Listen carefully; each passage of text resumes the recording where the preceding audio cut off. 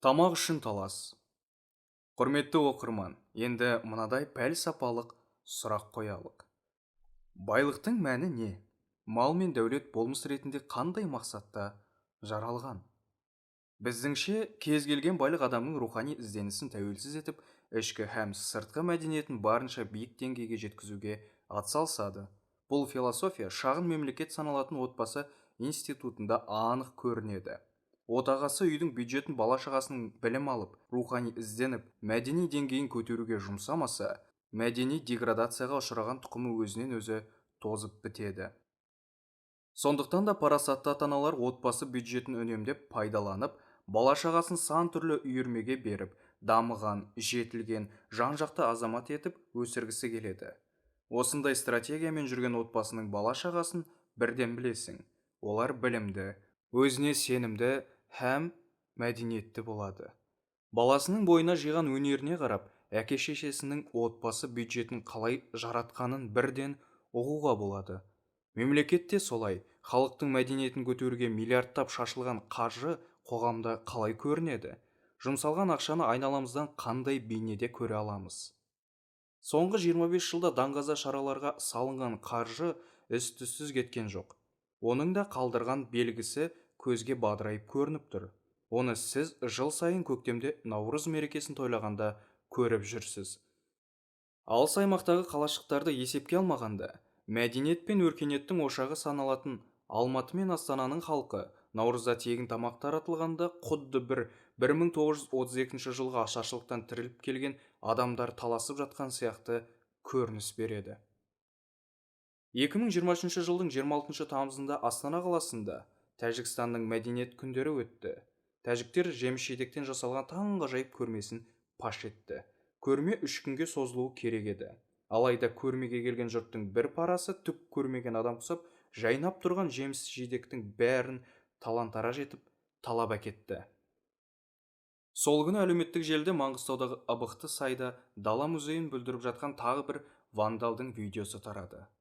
Масқара болғанда бұл вандал Ақтөбе облысының мәдениет қызметкері болып шықты. Біздің шенеуніктердің 30 жыл бойы мәдени салаға салған ақшасы халықтың мәдени деңгейін 1 миллиметрге де көтерген жоқ. Қайта кері айналдырды. Өзбекелі Жәнібектің шыбын жанын шүберекке түйіп жүріп, кеңес билігінің шеңгелінен жұлып алған Наурыз мерекесі халықтың рухын асқақтататын қасиетті мейрам емес, керісінше ақылды қазақты өз ұлтынан түңілдіретін негелистік жабайы шараға айналдырып жіберуге шақ қалды. Тіпті соғыс кезінде тұтқынға түскен бейбақтар қанша жерден қарны ашып, қалжырап тұрса да, дәл бұлай бір-бірін таптап тамаққа таласпайтын. Рухы биік, кеудесінде намысы бар тұтқындар ең ауыр жағдайда ары мен абыройын қорғап қалатын. Шындығында тегін палау мен бауырсаққа таласқан бұл халық мұндай масқара қадамға қарны аш болғаннан бармайды. Олар тура мағынасында мәдени ашаршылыққа ұрынған жабайы тобыр. Мұндай жабайы көрініс жалғыз Наурызда ғана емес, жарнама үшін тегін ауқат тарататын кез келген акцияда қоғамның бетіне қалқып шығады. Әлеуметтік желіде тегін дөнер таратпақшы болған кафелердің алдында қала халқы тура мағынасында бірін-бірі қысып, жаншып, езіп, таптап кетуге шақ қалған видеолар толып жүр. Бұл біздің құрметті мәдениет министрлеріміздің қазақ қоғамына тартқан керемет сыйлығы. Олардың мәдени иммунитетін жойған дұшпандар, мәдениет саласын армансыз билеп төстеген шенеуніктер мен оларды бетінен қақпаған бұрынғы президент. Мәдениет бұлыққа батып, тоқыраған кезде жаңа қазақтың бір буыны өсіп шықты. Осыдан соң қоғамда ажырасудың тұрпайы түрі көбейіп кетті. Қазақ жігіттерінен көңілі қалған бойжеткендер әлеуметтік желіде дым көрмеген, мәдениетсіз қазақ жігітіне күйеуге шыққанша мәдениетті Қытайға байға тигенім 1000 есе артық деп ашық жазатын болды. Осының бәрі маргинал шенеуніктердің қолдан кеп тұрғанда қоныштан басып қалайық. Мұндай мүмкіндік енді болмайды. Ең бастысы мерекені тойлап берсек болды. Ал халық бұрынғыша бізге тәуелсіз қалыпта өз бетінше өсіп өніп бізге проблема тудырмайды деп ойлағаннан шықты. Есіңізде болсын, желге ұшқан әрбір теңге қоғамда мәдениетсіз бір қылықпен көрініс беріп отырады. Құдай сонда да қазақты сүйетіндей көрінеді. 2018 жылы Астанадағы даңғаза тойлардың ең соңғы от шашулары атылып жатқанда, әлем сахнасына Димаш Құдайберген шыға келді.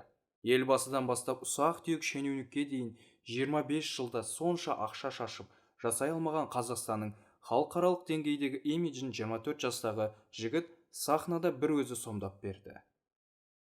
Қазір оның даңқы дүрілдегені сонша, әлемдегі фанаттары жаппай қазақ тілін меңгеріп, қазақша ән салуды үйреніп алды. Ал Димаштың Ақтөбеде білім алған музыкалық колледжі мен туып өскен пәтері кәдімгі музейге айналып кетті. Бұл мұражайды көру үшін тіпті қонақтар Аустралиядан арнайы ұшып келіп тамашалайды. Польшада Димаш радиосы пайда болды. Онда Димаштың әндері, оның туып өскен елі мен жері, тарихы, мәдениеті туралы қазақша ақпараттар беріледі. Еуропа жұртына қазақша үйрететін бағдарламалары да бар. Ең қызығы, Димаштың ықпалымен қалыптасып жатқан осы мәдени құбылысқа біздің министрлік қазір соқыр тиында шығындалмайды. Мәдениет министрлерінің Астана қаласында ұйымдастырған даңғаза шоу мен карнавалдары, әсіресе қазақтың киелі жыры мен қасиетті күй өнеріне оңдырмай соққы берді. Әйтпесе Қаныш Сәтпаев сияқты ұлы ғалымдар жыр өнерін 1920 жылдан бастап жинап теріп, көздің қарашығындай сақтап келе жатқан. Олар басын тәуекелге тігіп, қылышынан қан тамған репрессия жылдарында да жыр мен күйді радиода таспаға түсірді. Қарсылассаң жындыханадан бірақ шығаратын Хрущев пен Брежневтің кезінде де жыр мен күйдің жоқшылары есебін тауып күй табаққа түсірді. Горбачевтың қайта құруынан бұрын да, кейін де жыр мен күйді жауға бермей, тәуелсіз Қазақстанға аманаттап кетті. Міне, сол мәдени қайраткерлігі әулиеге парапар Темірбек Жүргенов, Қаныш Сәтпаев, Мұхтар Әуезов, Мардан Байділда, Ильяс Омар, Ахмет Жұбанов, Мәлік Ғабдуллин, Рахманқұл Бердібай, Бейсенбай Кенжебай, Мұхтар Мағауин, Өзбекәлі Жәнібек сияқты марғасқалардың бізге қалдырған мирасы Уитни Хьюстон, Араш, Тимоти, Эйкон сияқты естірткіге берілген. Ішкі әншілердің біз тұмсық туфлиінің табанында тапталып қала берді. Құрметті оқырман, жыл сайын бір Астана күнін өткізу үшін мемлекеттен қанша қаржы бөлінеді деп ойлайсыз? Білмесеңіз айтайық, хабарыңыз болсын. 2018 жылы Астана күнін тойлау үшін бюджеттен 18 миллиард 800 миллион теңге бөлінген.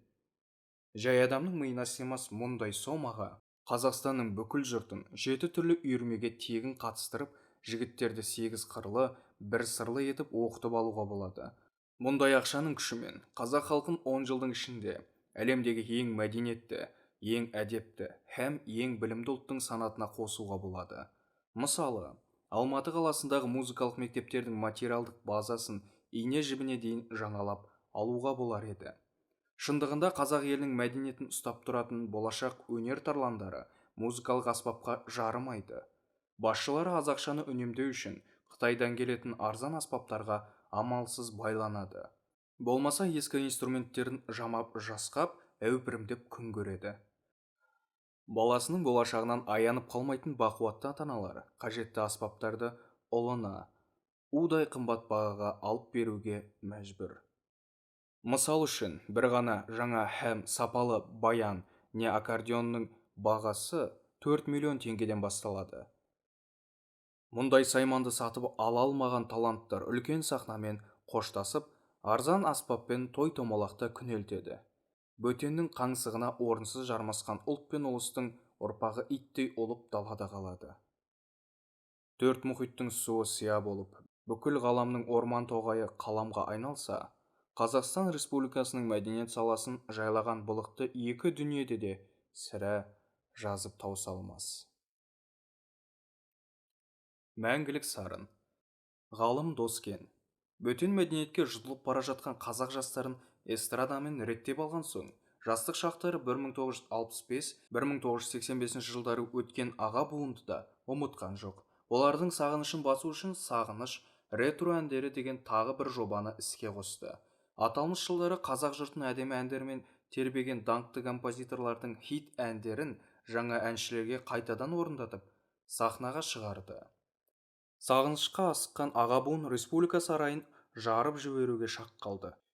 Әсіресе өте танымал әндерді бүкіл зал әншімен бірге қосыла шырқағанда аудитория бейне бір бұлттың үстінде қалқып жүргендей күй кешті.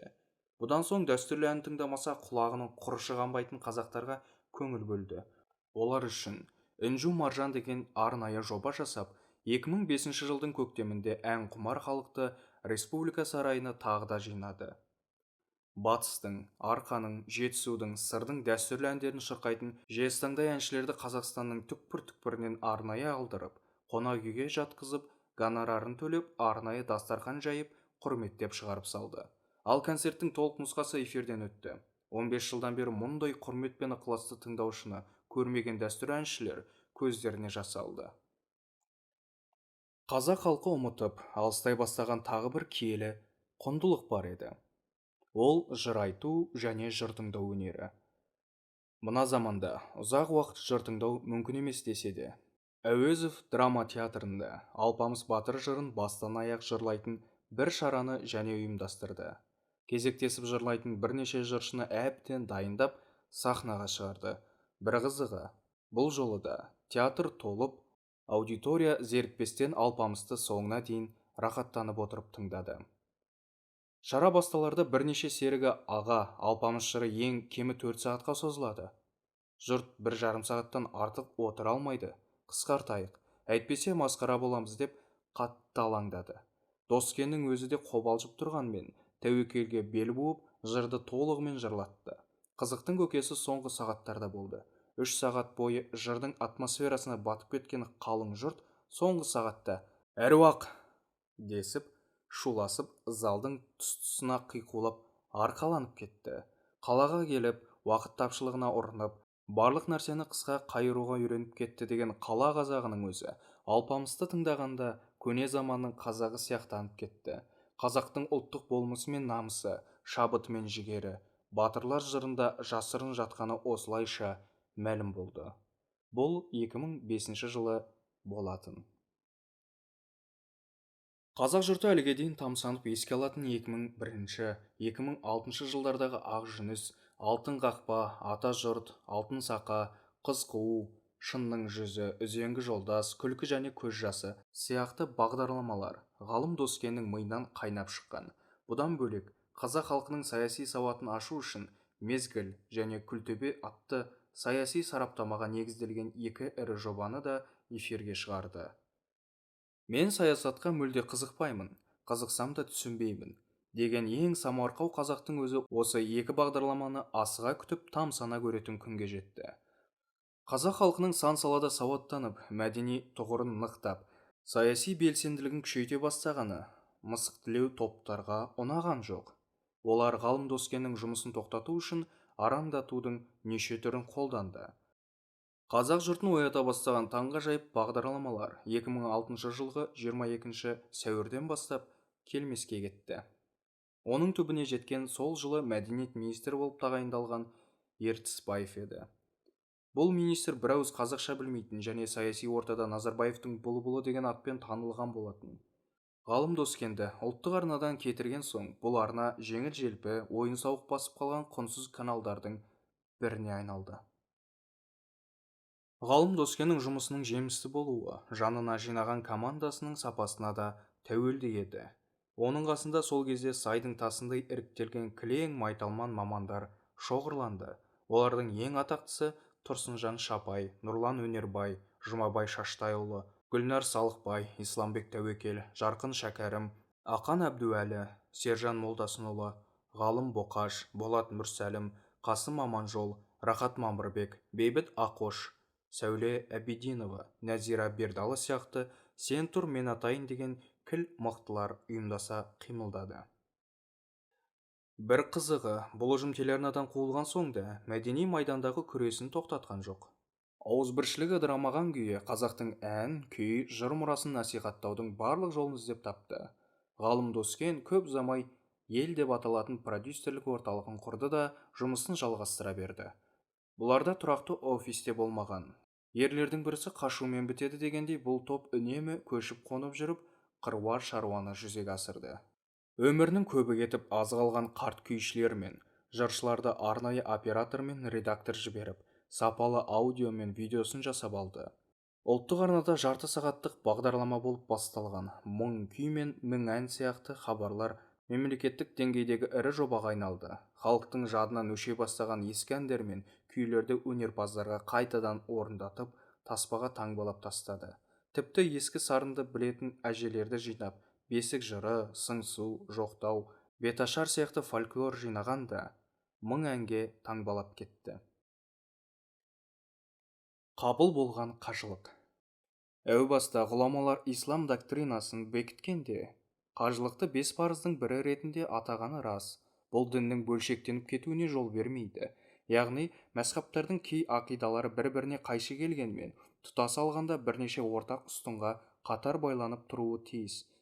Сондықтан да мәзһапта, ақидада, мәдениетте, тілде алуан түрге бөлінетін мұсылмандар қажылық кезінде бөлектеніп тұратын даралығын бір сәтке ысырып, қағбаны тәуап еткенде бір тұтастанып кетеді. Тіпті бай мен кедейді, әйел мен еркекті, патша мен малайды айырып тұратын әлеуметтік айырмашылықтар жойылады. Құдайдың алдында барлық адам тең, хас тақуалар мен ақжүрек момындар ғана оның алдында қадірлі деген аяттың мәнін түсінеді. Солай бола тұрса да, қажылықты алыс сапарға аттануға, мал дәулеті мен мүмкіндігі мол момындарға ғана парыз еткен. Онда да өлгенше бір рет қажылыққа барсаң, парызың өтелген боп саналады. Орта Азия аймағы Меккеден алыс жатқандықтан, күні кешеге дейін қажылыққа санаулы момын ғана бара алатын. Ал бұл парызды орындай алмайтын бұқараға, ата-анаңды бақ, халыққа қызмет ет, ел жұртыңа ие бол деп альтернативті құлшылық ұсынатын. Нашар альтернатива. Кісі баласы қуыс кеуде дертіне ұрынған соң, жаны жай таппай аласұрып кетеді. Кейбірінің мінезі күрт нашарлап, дау-шарға шатылғыш келеді. Енді бірі айрандай ойып отырған отбасынан айырылып қалады. Бұл қауіпті құбылыс қазақ қоғамында ерекше асқынып тұр. Шамамыз жеткенше оның негізгі объективті себептерін сараптап шықтық. Ғасырлар сүзгісінен өткен тарихи, әдеби, мәдени, рухани құндылықтарынан мақұрым қалған соң, пенде бойындағы энергиясын қайда жұмсарын білмей дал болады. Осы орайда Виктор Франклдың мына бір тұжырымын есіңізге саламыз. Жануар не үшін өзіне қол жұмсамайды? Себебі оның тіршілік драйвері – инстинкт. Өмір үшін күресті, инстинкт автоматты түрде іске қосады. Ал адамда басқаша. Оған өмірдің бағалы тұсын, киелі салты мен дәстүрі көрсетіп тұратын. Біздің ғасырда модерн адам нигилизмге ұрынып, салт дәстүрден ажырап қалды. Ал инстинкт оған өмірдің мәнін көрсетпейді. Күнделікті өмірде өзінің не қалап тұрғанын ұқпайды. Сосын амал жоқ. Тобыр не қаласа, ол да соны қалап жүре береді. Немесе басқалар нені қаласа, соны қарсылықсыз істей береді. Батыстағы конформизм мен шығыстағы тоталитаризм осылай пайда болады. Біздің жұрт мұндай ғалымдардан бейхабар болғасын, үңірейген кеудесін қандай құндылықпен толтырарын білмей дал болды. Бұл саланың мамандары әуелде нашар альтернатива деген термин қолданған. Яғни баянды құндылық таба алмаған пенделер көкірегін баянсыз, қызықпен уақытша болсын толтыруға тырысатын.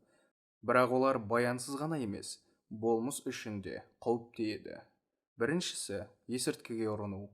Оның алды аса қауіпті героинге барып тірелсе, ең төменінде темекі мен насыбай тұрады.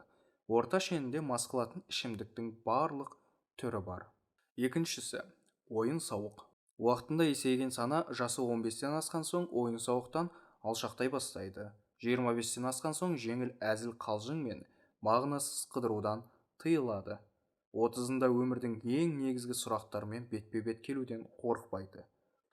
Қазақтағы болар елдің баласы 15-інде баспын дер, тозар елдің баласы 30-ында жаспын дер деген тәмсіл осыдан шыққан. Ал санасы дер кезінде есеймесе, қартайғанша құмар ойынның соңында жүреді. Үшіншісі жұмысқа жығылу. Трудоголик. Бұған көбіне мән таппаса да, мал табуды қатыратын профессионал пысықтар ұрынады. Үйіне барса, кеудесіндегі үңірейген бостықтан азап шегеді. осыны ұмыту үшін бірнеше фирмаға жалданып күндіз-түні сенбі-жексенбі тоқтаусыз жұмыс істей береді. Бір күн демалса, жексенбілік невроз жүйкесін жұқартады. Байқасаңыз, мұндай типтер дүйсенбі күні жұмысқа түскен кезде, 2 күн демалысты әрең өткіздім, жұмысқа кеп жаным қалды, үйге сыймай кеттім, дүйсенбінің таңы атпай кетті деп шағымданады. Отбасында мағына бар кісілер керісінше сенбі-жексенбінің зу ете қалғанын айтып ренжіп отырады. Төртіншісі, 21 ғасырда пайда болған саяхаттау қызығы. Бір қарағанда әлемді шарлап, тарихи мекендерді тамашалап, таным көкжиегін кеңейтіп, мәдени бір қан алмастырып қайтқан сияқты көрінеді. Бірақ мұндай неғмет тарихи білімі бар, мәдениет ғылымынан хабардар, сауатты мамандарға ғана нәсіп болады. Саяхаттан шаршамайтын туристердің дені көкірегіндегі бостықты уақытша болсын ұмыту үшін қаңғып жүреді. Қазір біздің елде де қолына болмашы ақша түссе, шетелге қыдыруға дайын тұратын типтер көбейді. Бұл қыдырудың дені тойып тамақ ішіп, қонақ үйде өлгенше ұйықтап, теңіз жағасында мақтанып, фотоға түсіп, оларды әлеуметтік желіге жүктеуден тұрады. Мұндай адамдардың тарихи, мәдени танымы 1 миллиметрге де кеңеймейді. Ал олардың таныстары мен туыстары саяхатшының ішіп жемнен тұратын мағынасыз мақтаншақ әңгімесінен мез боп кеткен. Өзін жоғалту. Мұндай вакуумге құлаған типтің мынадай белгілері болады. Мысалы, құндылыққа қанып өскен бұрынғының қазағы арман мақсатқа, қиялға тоймайтын. Оның қиялының ұшқырлығы сондай, тіршіліктің бір кетігіне кірпіш болып қаланғанша, неше түрлі өнерді серік етіп, қайдағы жоқты қиялдап жүретін. Ғылымда тәңірлік бейім, predisposition, предрасположенность деген ұғым бар. Яғни, жаратушы құдірет әр пендесін бір өнерге бейім қылып жаратады. Өнердің түр-түріне құмар болған бозбала өсе келе тәңірлік бейімін қиналмай тауып алады. Қосымша өнері артық олжа. Ұлттық құндылықтан мақұрым қалған қазіргі қазақ баласы жасы 35-ке келсе де, өмірде кетігін таба алмай қиналып жүреді. Әу баста осы мамандықта ақша көп деген тар түсінікпен түсіп кеткен оқуы мен сүймейтін кәсібі оны жалықтырып жібереді. Одан бөлек, тарихи тізбегінен үзілген тип, ту сыртында тұрған өзінің тарихи фонын көре алмайды. Оның зияны не? Әдетте бұлай, адам қартайғанда алдынан шығатын қайырлы іске қарай батыл қадам жасау үшін оның расымен де қайырлы іс екенін ақылымен айырып тұруы керек. Яғни, мыңдаған жылдар бойы тарихтың тезіне түсіп, әбден шыңдалып, мейлінше сүзіліп, өзін өміршең құндылық ретінде дәлелдей алған мақсат пен мұратты ата-бабаңның жүріп өткен тарихи тізбегінен сүзіп аласың. Тарихи жадынан айырылып қалған отар елдердің оянуы қиын болатыны осыдан. Олар өткеннің тарихын білмегесін, келешек үшін ненің баянды боларын дер кезінде айыра алмай, бір күндік ішіп жемнің қызығына бір жолата байланады. Бізде отар болған елміз. Ресей империясы мен Кеңес үкіметі біздің тарихи тізбекті үзу үшін орасан күш жұмсады. Бір ғана факті, қазақтың көне тарихын қозғап қалған Ермұхан Бекмаханов 1952 жылы 25 жылға сотталып кетті. Одан бөлек, КСРО кезінде тарихпен шұғылданған мамандардың 95% ғылыми еңбектерін КПСС тарихынан қорғаған. Әлеуметтік желіде біз қазақ, еліктегіш халықпыз деген пайымсыз пікір жиі айтылады. Қазақ әуелден олай емес. Тарихи жадын Сталин репрессиясы өшірмей тұрғанда, алаш арыстары керісінше біреуді өзіне еліктететін күші бар еді. Өзінің тарихтағы орны мен беделін танымайтын кез келген тип, әмәнда өзін қорсынып, басқаның болмысына елітіп тұрады. Бірақ бұл да шешім емес, себебі экзистенциялық философия бойынша әрбір адам бұл ғаламда қайталанбас жеке индивид. Ол өзінің даралығын жойған кезде болмыс ретінде де өледі. Біреудің бұлыңғыр ксерокопиясын қайталаған нашар типтің қоғамда құны болмайды. Ондай типтер өзі мықты боп тұрса да, бөтенге жарамсақтанып, жағымпаздықпен күн көргенді қалап тұрады.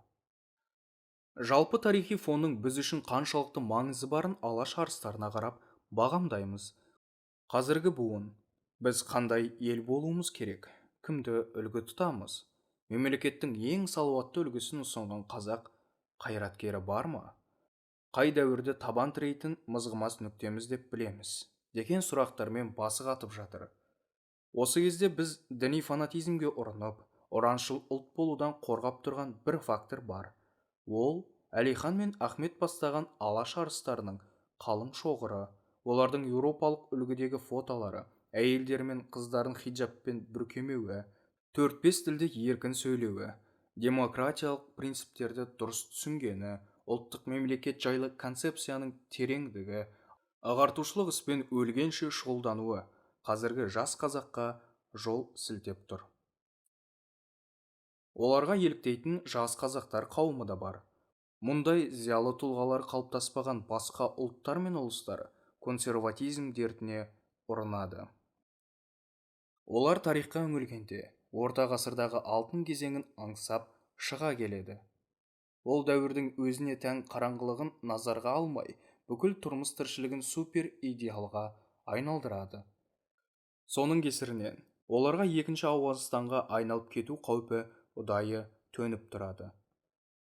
Егер алаш арыстар мен репрессиядан аман қалған кейінгі зиялылар болмағанда, сәләфизмге салынған қисапсыз ақша Қазақстанды 15 жылдың ішінде-ақ Ауғанстанға айналдырып жіберетін еді. Біз сол үшін де алаш арыстарын насихаттауды мейлінше тоқтатпауымыз керек. Ең сүйкімді ұры. Көкірегі құндылыққа қанып өскен келісті кісінің миында миллион түрлі идеялар буырқана қайнап жатады. Оларды жүзеге асырып жарыққа шығарудың өзіндік азарты бар. Құмарлықтың осындай бейаутентикалық түрінен мақұрым қалған типтер футболдың фанатына айналады. Олар баға жетпес ғұмырының ұрланып жатқанын сезбейді.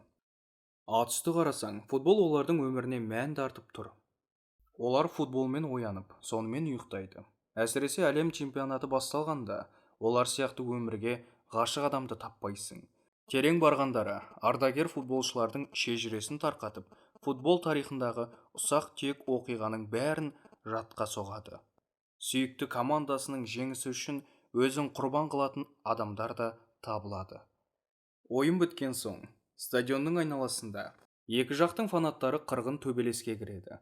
Ондай кезде бас жарылып, қол сыну қалыпты құбылыс. Бас жарылса бөрік ішінде, қол сынса жең ішінде. Проблеманың көкесі чемпионат біткесін басталады. Ойынның эйфориясы финал біткесін әрі кетсе бір аптаға созылады. Оның буы басылғасын фанаттардың көңілінде үңірейген бір бостық сезім үстемдік құрады. Олар сағымға алданып қалған шөл даладағы керуен басындай шыбын жанын қоярға жер таппайды. ютубқа кіріп, Еуропа чемпионаты басталғанша бұрынғы ойындарды басынан бастап қайта көріп шығады. Біздің ғасырда мұндай типтерді бейаутентикалық жолмен болсын, өмірге құштар қылып тұратын жарыс түрлері жетеді. Әлем чемпионаты бітсе, Еуропа жарысы басталады. Еуропа бітсе, лигалар додасы қызады. Ол аяқталса, олимпиада бар. Олардың арасын ережесіз жекпе-жек пен бокстың бәсекесі құлатпай ұстап тұрады. Олар шынайы тіршіліктен алыстап, басқа өлшемдегі жалған реалға өтіп кетеді. PlayStation сияқты ойын дискілерін 6 ай сайын ауыстырып, виртуалды әлемдегі ойынды шын қабылдап, соның ішінде өмір сүреді. Бұл ойыншықтың базардағы бағасы $1000 айналасында. Кедейінің өзін несиеге болсын сатып алуға дайын. Кейбір келіншектер PlayStation қуалап, қаңғып кеткен күйеуін үйіне байлау үшін осы ойыншықты удай бағаға сатып әперуге мәжбүр. Мұның өзі кәдімгідей жұбаныш, тіпті ұтымды шешім болуы да мүмкін. Себебі ситуация бақылаудан шыққан кезде біздің фанатик олимпке барып басын жоғалтып алады. Бұл енді саудаң бітті деген белгі. Бастапқы бәсі 500 теңгеден басталатын бұл құмар ең соңы 500 миллион теңгеге дейін ұласады. Ұласқанда 500 миллион теңге ұтып алмайсың, белшеден қарызға батасың. Қарызға батқандар әйелінің алтын жүзік, сырғасынан бастап жаңа туған сәбиінің жәрдемақысына шейін ұрлап алады. Ақырында 4-5 баласын қаңғытып, басындағы үйі мен астындағы көлігін тігіп жібереді. Олардың бағы жанып, бұл құмардан өзін тыйғандардың өзі миллиондаған қарызды құлақ кесті құл сияқты жұмыс істеп, 10-15 жылда борышынан әрең құтылады. Футбол жарыстары сені өлгенше жалықтырмай жетектей алады, бірақ өмірдің шынайы мәнін ешқашан саған сыйламайды. Кез келген ойын біткен сәтте, бойыңдағы қуыс кеуде дерті жаныңды сығып шыға келеді. Қартайғанда оған қарсы тұратын қуатың да болмайды. Себебі тұла бойыңа құндылық сіңіріп, даналық меңгеру жастық шақтың мұқалмас жігерін талап етеді. Бұл жігер мен қайрат қолдан кеткен соң өкініп өлгеннен басқа шараң да қалмайды. Ең дұрысы теледидардың алдында сағаттап жатып футбол көру емес, алаңға өзің шығып жүгіріп, қимылдап, қозғалып доп тебу. Футболды көрме, оны ойна деген тәмсіл осыдан шыққан. Және де кітаптың басында айтылған Рене Декарттың бірнеше қағидалары.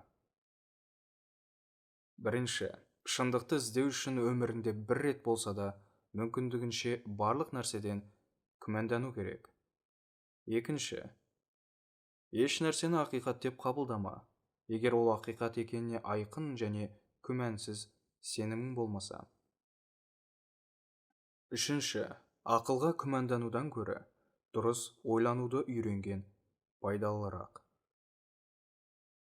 Декарттың философиясы жалған ақпараттан арылып, нақты шындыққа жету үшін күмән мен ақылды қолдануға негізделген. Аудио кітап ұнаса, үліпіл басып, пікір жазып, арнаға тіркеліп кетіңіз. Сөзге емес, іске сеніңіздер. Жаңа кітап шыққанша аман жүріңіздер. Рахмет.